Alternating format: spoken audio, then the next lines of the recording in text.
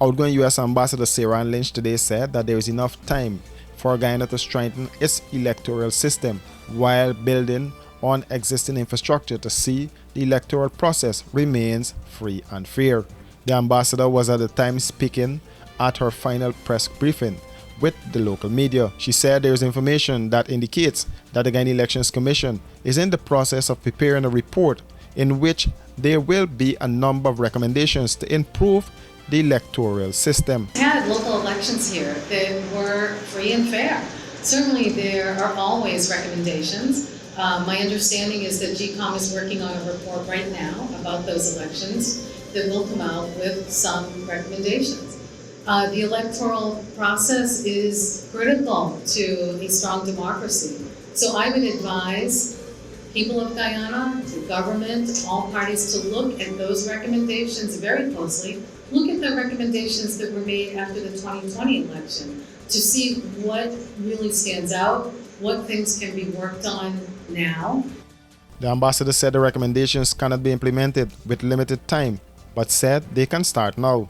You don't want to wait to the last minute until it's a month before the election. I think some of these recommendations may take some time, so you need to start working on them now. I know one takeaway during 2020 for U.S. Embassy was that when I observed some of the elections, it looked like there was some polling stations that didn't have good access for persons with disabilities.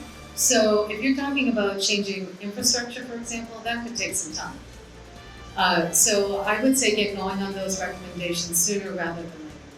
On the issue of moving towards implementing biometrics in the electoral system, Ambassador Lynch said this is something that a lot of countries are looking into. My understanding is that Guyana is exploring biometrics, and I think many nations now are exploring biometrics as one additional tool that they can use to ensure that elections are free and fair.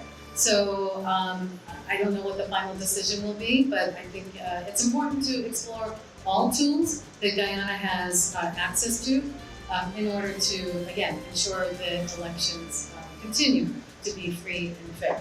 The government successfully amended the Representation of the People's Act with the hope of addressing some of the shortcomings in the electoral system.